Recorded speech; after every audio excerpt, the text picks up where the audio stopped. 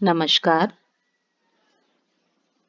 कक्षा 12वीं की पाठ्य पुस्तक आरोह भाग 2 के तुलसीदास जी द्वारा लिखित कवितावली, उसके पश्चात लक्ष्मण मूर्छा और राम का विलाप, उसकी कुछ चौपाइयां पढ़ने के बाद क्रमशः आगे उसका भावार्थ देखिए कि किस प्रकार से लक्ष्मण मूर्छित पड़े हुए हैं और राम एक साधारण मनुष्य की तरह विलाप कर रहे हैं और उनकी आंखों से अश्रुधारा निरंतर प्रवाहित हो रही है और अपने इस रूप में एक तरह से वो अपने भक्तों पर कृपा करके ये दिखा रहे हैं कि किस तरह से मनुष्यों की गति होती है, नरगति भगत, यानी अपने भक्तों को कृपा करके मनुष्यों की जो वास्तविक गति है उसे रामचंद्र जी दिखा रहे हैं। और उसी समय जब लंका में लक्ष्मण मूर्छित पड़े हैं, राम और उनके साथ साथ भालू, रीछ, बानर जो भी थे उनके साथ साथ वो सब व्याकुल थे। प्रभु प्रलाप सुनि कान विकल भये बानर निकर, निकर यानी समूह, यानी बानर, भालू, रीछ उन सब का जो समूह था, प्रभु प्रलाप रामचंद्र जी के विलाप को सुन करके व्याकुल हो रहे थे, परेशान हो रहे थे। उसी समय आई गयो हनुमान, हनुमान जी संजीवनी बूटी लेकर के आ गए और उनका आना उसी प्रकार से लग रहा था जैसे जिमि करुणा महावीर रस। हनुमान जी के आने से पहले जो करुण रस की स्थिति थे, सब व्याकुल थे, प्रभु प्रलाप कर रहे थे, उनके साथ साथ वानर निकर भी व्याकुल थे। उसी समय हनुमान जी का आना संजीवनी बूटी लेकर के वीर रस का संचार का कारण बन गया, यानी हनुमान जी वीरता के साथ संजीवनी बूटी लेकर आए, जो कि लक्ष्मण के मूर्छा को दूर करने का कारण था। इसलिए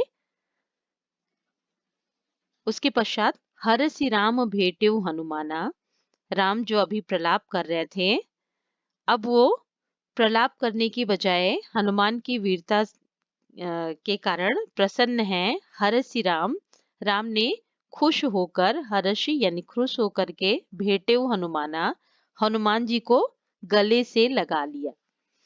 अति कृतज्ञ प्रभु परम सुजाना, और हनुमान जी के इस कार्य से प्रभु अर्थात रामचंद्र जी कृतज्ञ, उनके इस एहसान को वो कभी पूरा नहीं कर सकते थे। इस प्रकार से उन्होंने हनुमान जी को के बारे में सोचते हुए कहा, अति कृतज्ञ प्रभु परम सुजाना, यानी प्रभु हनुमान जी के प्रति पूरी तरह से कृतज्ञ थे। और कृतज्ञ यानी उपकार को मानने वाला, और इसका विलोम जो कि कई बार परीक्षा में पूछा जा चुका है, कृतज्ञ का विलोम है कृतघ्न,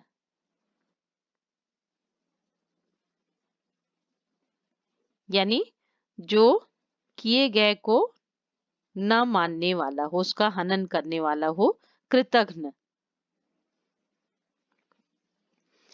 तुरत वैद तब कीन्ह उपाई, वैद्य यानी सुषेण वैद्य ने तुरंत फिर हनुमान जी जो संजीवनी बूटी लेकर के आए थे, उसको किस प्रकार से लक्ष्मण को देना है, ये सब उपाय तुरंत वैद्य ने किया और उसका पान करके उठ बैठे लक्ष्मण हर्षाई।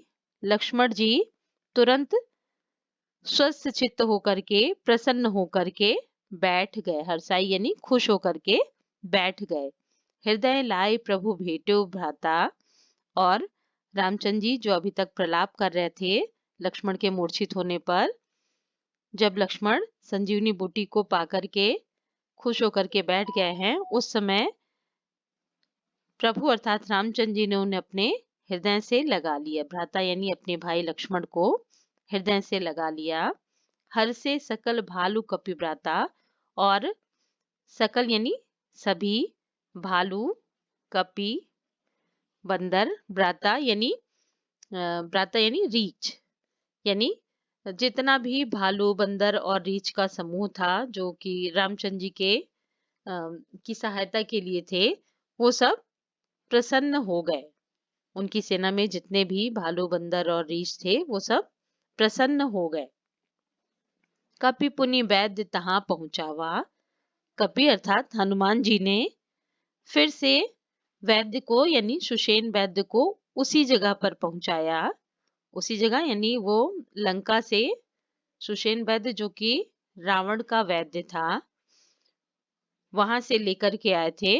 और तहां पहुंचावा यानी जहां से उसे लेकर के आए थे, यानी लंका रावण की नगरी में हनुमान जी ने सुषेण वैद्य को पहुंचा दिया। जिहि विधि तबहि ताहि लई आवा। जिस विधि से उन्हें लेकर के आए थे, उसी विधि से पुनः वैद्य जी को उन्होंने उनके स्थान तक पहुंचा दिया। यह वृत्तांत दसानन सुनेऊ। और जब दसानन अर्थात रावण ने, दस हैं आनन जिसके, इसमें बहुब्रीहि समास होगा क्योंकि अन्य पद को बता रहा है, इसलिए इसमें बहुब्रीहि समास होगा। यह वृत्तांत दसानन सुनेऊ। जब इस कथानक को, इस कहानी को, कि लक्ष्मण जो मूर्छित थे और अब उनकी मूर्छा दूर हो गई है, वो जीवित हो गए हैं, इस पर ये सुनने के बाद अति विषाद पुनि पुनि सुनि धुनेऊ।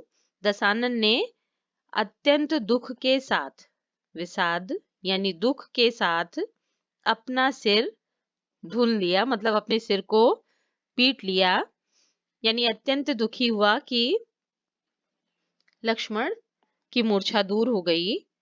और अपने इस विषाद को दूर करने के लिए व्याकुल कुंभकर्ण पहियावा, अपने भाई कुंभकर्ण के पास रावण आया। और कुंभकर्ण ऐसा राक्षस था जो 6 महीने सोता था और 6 महीने जगता था। और इस समय वो सो रहा था, तो रावण उसे विविध जतन करि ताहि जगावा। रावण ने अपने भाई कुंभकर्ण को विविध प्रकार से यत्न करके, जतन यानी प्रयत्न करके उसे जगाया। जागा निशिचर देखिए कैसा। निशिचर यानी राक्षस कुंभकर्ण, वो जागा निशिचर देखिए कैसा, मानहु काल देह धरि वैसा। यानी जागने पर कुंभकर्ण ऐसा प्रतीत हो रहा था जैसे काल ने ही साक्षात देह धारण कर लिया हो। यानी वो भीमकाय कुंभकर्ण जब जगा तो ऐसा लगा कि काल ने साक्षात अपना शरीर धारण कर लिया हो। कुंभकर्ण बूझा कहु भाई।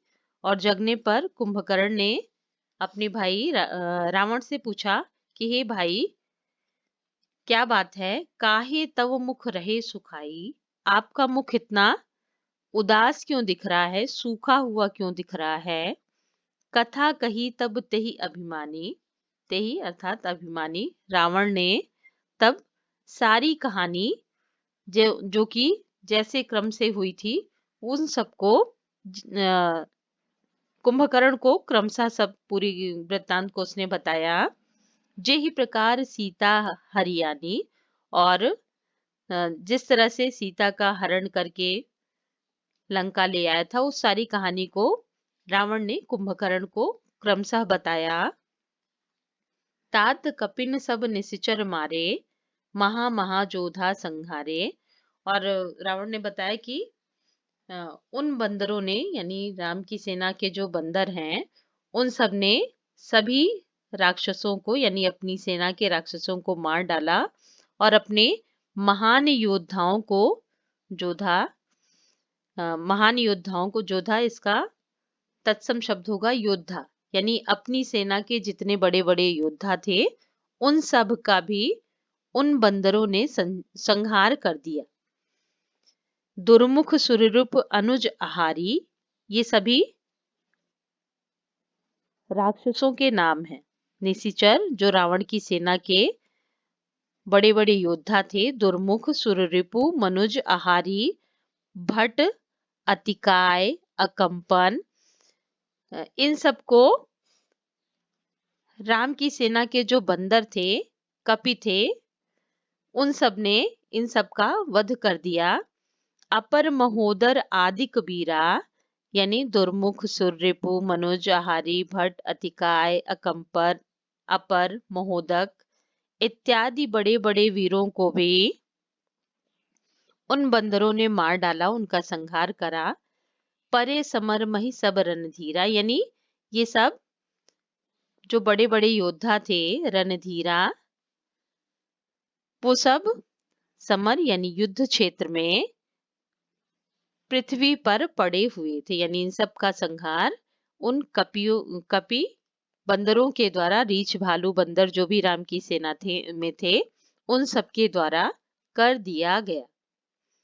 इस प्रकार से इस पाठ में काव्य सौंदर्य में मुख्य रूप से तुलसीदास जी ने अनुप्रास अलंकार का प्रयोग किया है, और अनुप्रास अलंकार को पहचानने के लिए आप लोगों ने अनुप्रास अलंकार शब्द अलंकार में अनुप्रास की परिभाषा हमने अच्छी प्रकार से आपको समझाई थी कि जहां भी एक वर्ण दो या दो से अधिक बार आए वहां अनुप्रास अलंकार होता है।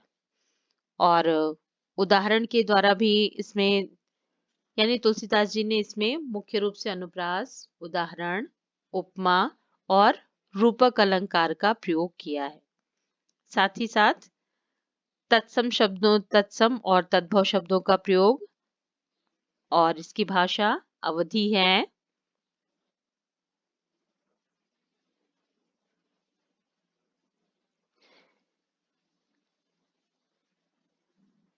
सुनि दस कंदर बचन तब कुंभकर्ण बिलखान। जब रावण ने कुंभकर्ण को ये सारी बातें समझा दी तो उस समय कुंभकर्ण ने पूरी वास्तविकता को जब सुना समझा तो सुनि दस कंधर वचन, दस कंधर यानी रावण के वचन को सुनकर तब कुंभकर्ण बिलखान, कुंभकर्ण बिलखान यानी विलाप करने लगा, रोने लगा। क्यों रोने लगा? क्योंकि रावण ने पूरी तरह से गलत कार्य किया था।